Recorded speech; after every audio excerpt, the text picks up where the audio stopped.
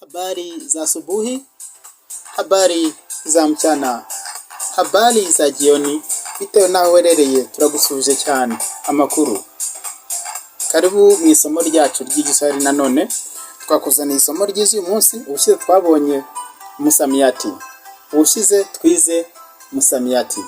Musamiati twabonye ko ari inyunguramagambo, new words. Uyu munsi turakomereza ku nyunguramagambo musamiati, ariko mu buryo bwigiye hejuru, mu buryo butandukanye n'ubw'ubushize. Ubushize twabonye musamiati ni gute nakoresha inyunguramagambo imeze gutya mu isoko, ahantu hatandukanye.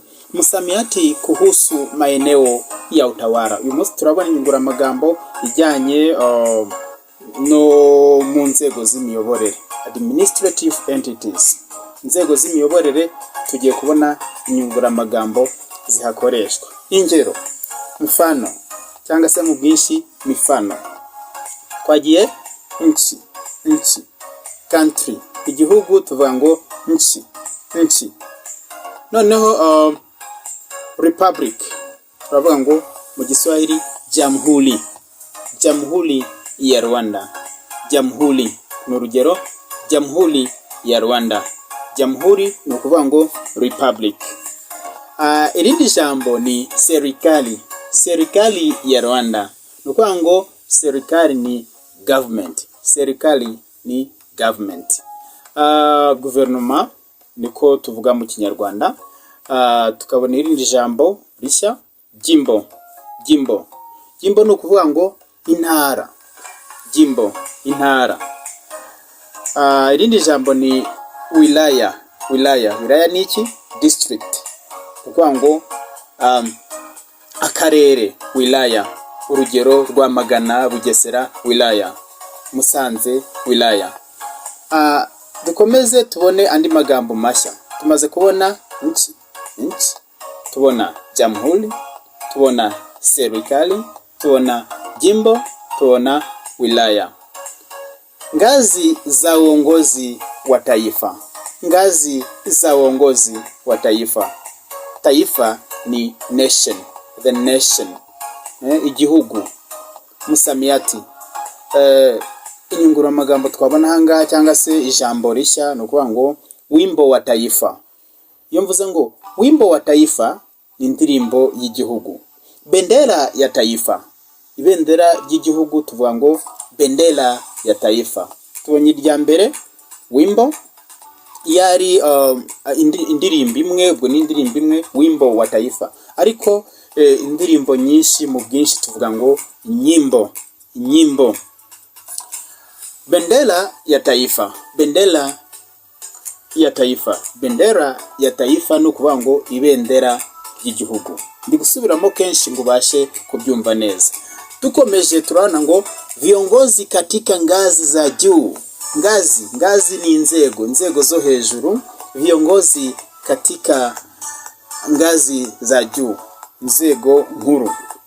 Raisi ni ukuvuga ngo president. Mu Kiswahili tuvuga ngo raisi. Tukabona speaker wa senate. Ni ukuvuga ngo ni president wa sena. Speaker wa bunge. Bwa gatatu subiremo, speaker wa bunge. President umutwe w'abadepite. Waziri mkuu. Ni ukuvuga ngo minisitiri w'intebe tuvuga ngo waziri mkuu. Prime minister tuvuga ngo waziri mkuu. Viongozi wengine, abandi bayobozi. Viongozi ni ukuvuga ngo abayobozi, wengine abandi bayobozi, abandi wengine. Mu Kiswahili yo uvuze ngo kiongozi ni umuyobozi, mu bwinshi tuvuga ngo viongozi. Kiongozi umuyobozi, viongozi abayobozi. Tuvuga urugero, wizara ni ministeri. Baraza la mawaziri. Mawaziri ni abaministiri. yari umwe tuvuga ngo waziri, yari benshi tuvuga ngo mawaziri, ariko yari ministeri tuvuga ngo wizara. Twagiye waziri mkuu, turi kumwe?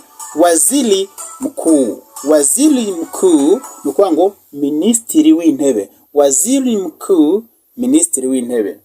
Waziri wa sheria, waziri wa sheria nukuvuga ngo ministiri w'ubutabera, justice, minister of justice.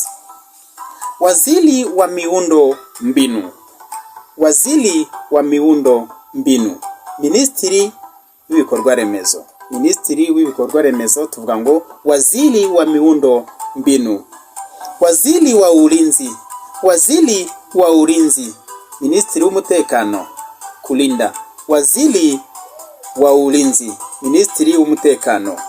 Waziri wa jeshi la taifa, waziri wa jeshi la taifa, ministiri w'ingabo, ministiri w'ingabo turavuga ngo waziri wa jeshi la taifa, ministiri w'ingabo tuvuga ngo waziri wa jeshi la taifa. Wabyumvise? Waziri wa viwanda na biashara, waziri wa viwanda na biashara.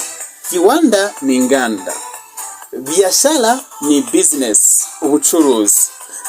Ministiri w'ubucuruzi n'inganda turavuga ngo wa viwanda, waziri wa viwanda, mbabarire, waziri wa viwanda na biashara. Nukuvuga ngo viwanda ni inganda, biashara ni ubucuruzi. Viwanda mu bumwe turavuga ngo kiwanda, kiwanda cha viberiti ni urugero, uruganda rukora ibibiriti. Viwanda, kiwanda mu bumwe, biashara. Wamaze kubyumva? Dukomeze. Waziri wa mali na mipango ya serikali, ministiri w'imari n'igenamigambi turavuga ngo waziri wa mipango, waziri wa mali na mipango ya serikali. Ndasubiramo, waziri wa mali na mipango ya serikali, ministiri w'imari n'igenamigambi. Waziri wa ushirikiano na nchi za nje, waziri wa ushirikiano na nchi za nje nukuvuga ngo ministiri w'ububanyi n'amahanga, waziri wa ushirikiano na nchi za nje, ministiri w'ububanyi n'amahanga. Waziri wa utamaduni na michezo, utamaduni na michezo, ministiri w'umuco na sport, waziri wa utamaduni na michezo. Tukomeze. Waziri wa afya, mbifurije ubuzima bwiza. Waziri wa afya, ministiri w'ubuzima. Nukuvuga niba ari ministeri tuzavuga ngo wizara, ministre tuzavuga ngo waziri wa afya, ministiri w'ubuzima. Waziri wa kilimo na mifugo, waziri wa kilimo na mifugo, ministiri w'ubuhinzi n'ubworozi. Waziri wa kilimo na mifugo, ministiri w'ubuhinzi n'ubworozi. Anga tuatinde gatoya.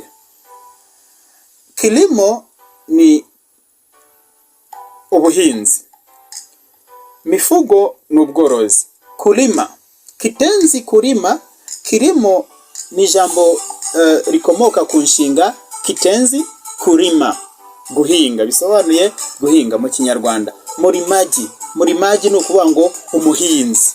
Niba uri umuhinzi ubwo uri murimaji. Noneho murima dusobanukirwe hano mu Kinyarwanda, hari uburyo tudakwiriye kubyitiranya. Mu Giswahili tuvuga ngo murima dushatse kuvuga umusozi, ntabwo ari umurima. Murima ni umusozi, ahubwo mu Giswahili umurima ni shamba, shamba, umurima. Mfano, urugero, yeye murimaji analima shamba. Yeye cyangwa se we murimaji, umuhinzi arahinga umurima, ahinga umurima. Yeye analima shamba, murimaji analima shamba. Tugende buhoro ariko dusobanukirwe. Kufuga, kufuga, kufuga ni inshinga cyangwa se kitenzi. ijambo rivaho ni mifugo. Twabonye ngo waziri wa kilimo na mifugo, waziri wa kilimo na mifugo. Mifugo ni ubworozi, mufugaji ni umworozi. Mufugaji, urugero, reka dutange urugero. Kufuga ni inshinga ivaho ijambo mifugo. Kitenzi ni inshinga, mifugo ni izina riva ku nshinga kufuga. Ubworozi, mufugaji, umworozi. Mfano, urugero, yeye cyangwa se mfugaji anafuga ng'ombe, mbuzi, kuku na kondoo. Yeye anafuga ng'ombe, mbuzi, kuku na kondoo. We cyangwa se umworozi, mfugaji, yorora inka, ihene, inkoko n'intama. Intama ni kondoo. Ubutaha rero tuzabona amagambo meza cyane avuga ngo kusoma na kufahamu kifungu cha habari. Kusoma na kufahamu kifungu cha habari. Ariko mbere yuko tubona aya magambo mu buryo burambuye, reka mbasomere aka gakuru maze wumve niba hari ijambo ubasha kumvamo cyangwa se ubusobanuro ushobora gusigarana ubusigaranye ubutaha tuzakomerezeho. Reka dusome. Nchi yetu. Dunia nzima imejigawa katika mabara makuu 6. Afrika ni mojawapo ya mabara hayo. Kwa upande wake, bara la Afrika imejigawa katika nchi mbalimbali.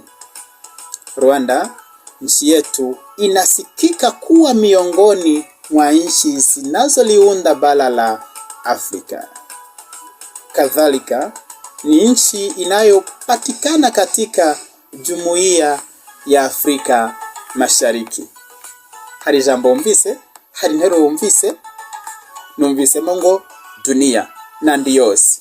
Dunia ni isi. Bara ukuvuga ngo